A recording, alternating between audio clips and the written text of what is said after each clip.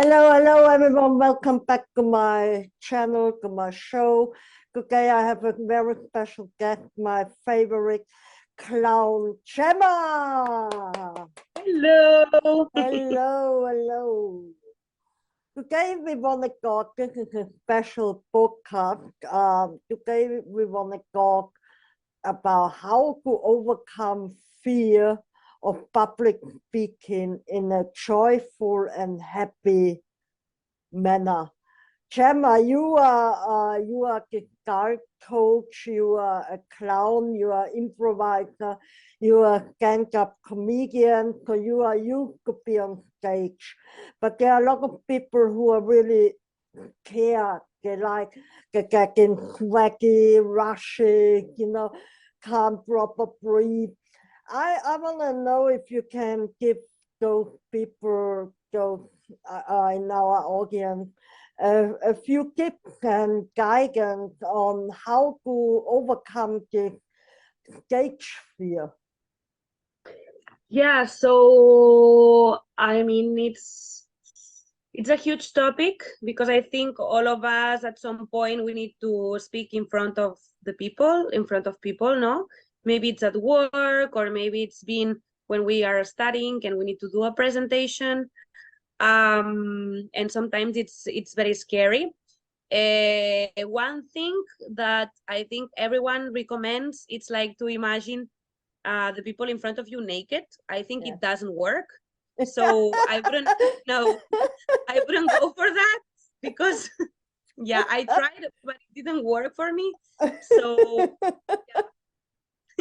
yeah, it didn't work for me.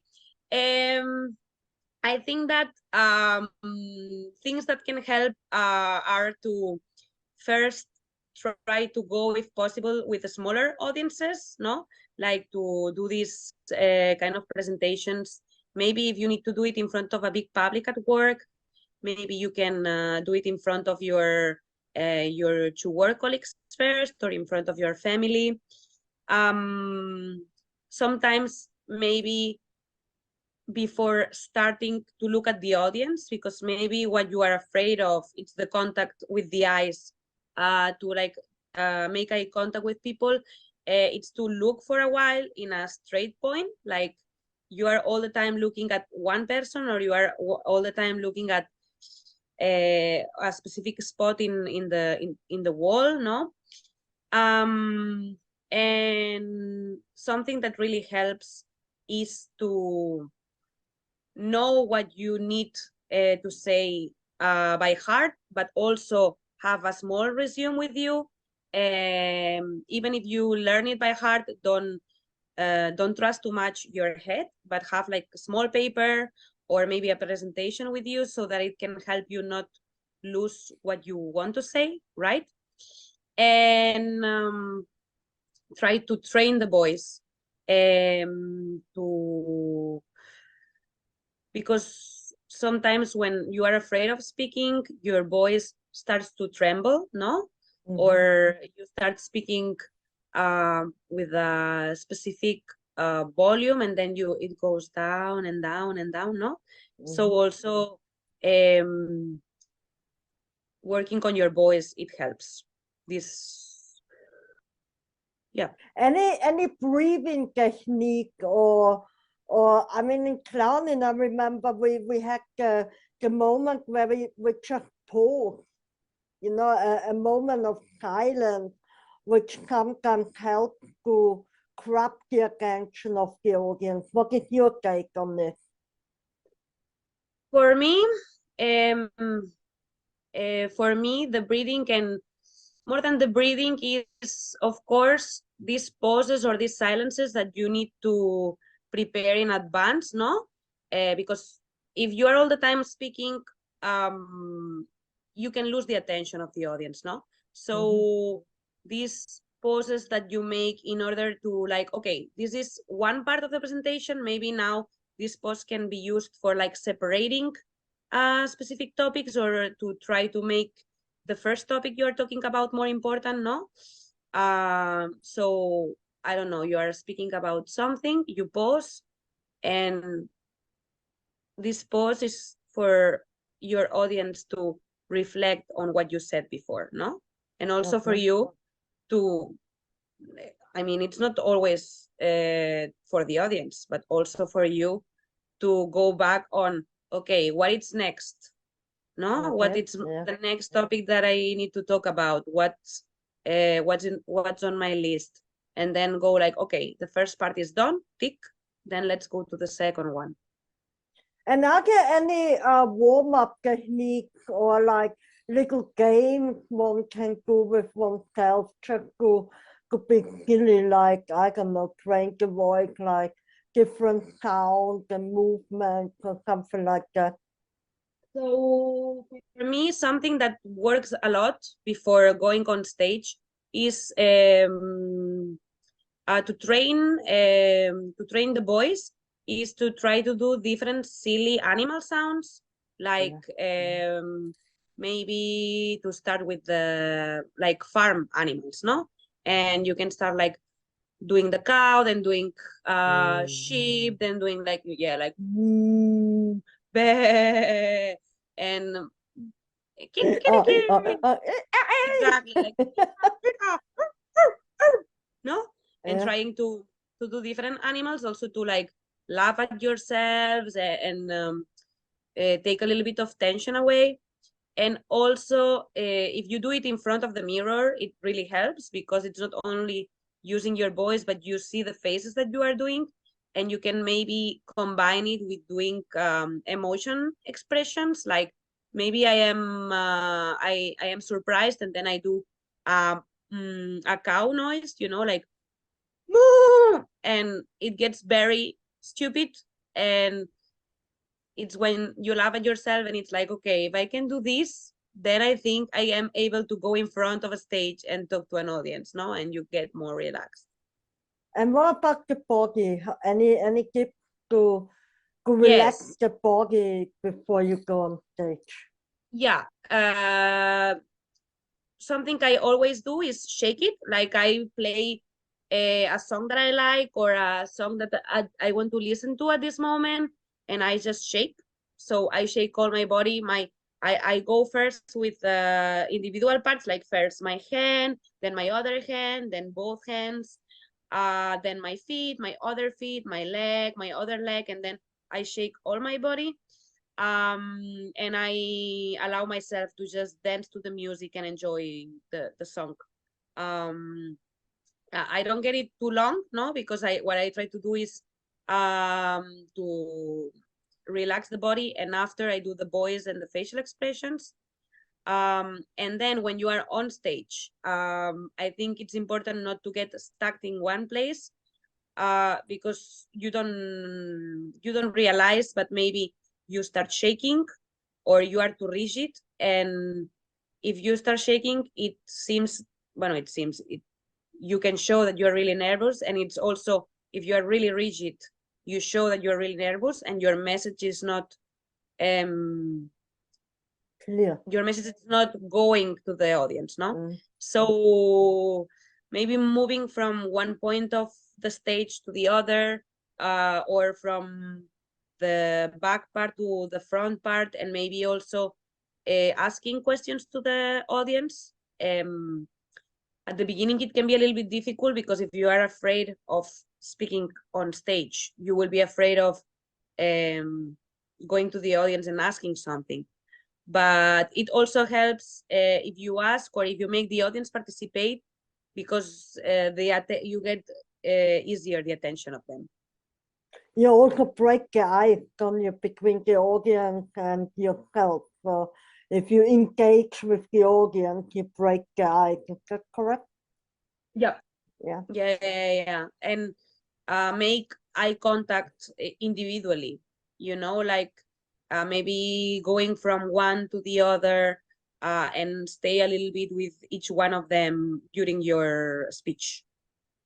Totally. And how would you do that? Would you literally look at them, or would you more like look above them in a way? If they make, are you like me now? I'm fixing you with your eyes, or am I looking at you above in a way, like I see the whole audience? the second one, maybe above, but it's important that you this is something that you learn after many times of going on stage. Is like you look above, but you see who wants to make eye contact with you or who is refusing to make eye contact with you. So you make eye contact with the audience that wants to make eye contact with you, and they feel comfortable about it, because maybe some people don't want to be the center of your attention at that moment. And you're a kind of comedian, and sometimes people heckle, right? The audience try to provoke you or throw stuff, work at you. What would you say? What's the best way to deal with something like that for someone who is really scared in a way?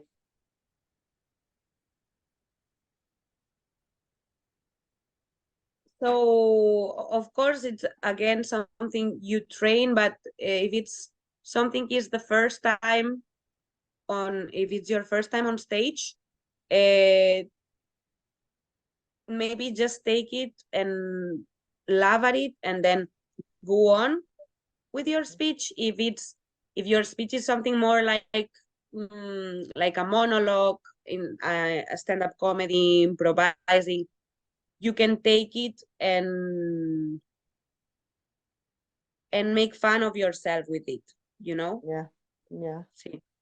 Have you got any more tips? Anything, as a newbie, something encouraging for the person who is really petrified and full of anxiety yet needs to go on stage? Any personal tips?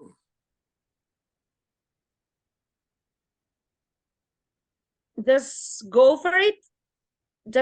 Just go for it, because you are afraid of something. That means you need to do it in order to overcome it. But practical, because this is like just like this is more like an encouraging advice or something. When you are afraid of something, of doing something, the more ready you are, the more you prepare your speech and you practice before going on stage, the better it would be, once you practice and you know for sure that you are ready, then it would be easier for you to feel comfortable on stage. So if it's someone that is really petrified and really scared, just practice with people you trust, that they can tell you, maybe this position is better, maybe you need to modulate better the voice, maybe you need to change this starting topic with this other one, that they can help you, and then go for it. Now, I want to ask you, what was your worst experience on stage, and how did you overcome that situation? Just to, like an encouragement for the audience, what can happen and what can we do with the situation, basically. So my worst experience was a few years back, and I was that's why I actually prefer to prepare my own things, because what happened is I was performing for a show, for like a theater piece, and then I was on stage and basically I forgot my lines. And there was this silence, and the person I was on stage with repeated the line, but I couldn't remember. And the person the person between the one that gives you the lines, that is inside, how do you call this? In that box, yeah. The one that is whispering the lines when you forget about it, yeah. when you are on stage, was whispering them, but I was totally Blank. I was petrified, I was blank, I couldn't do anything.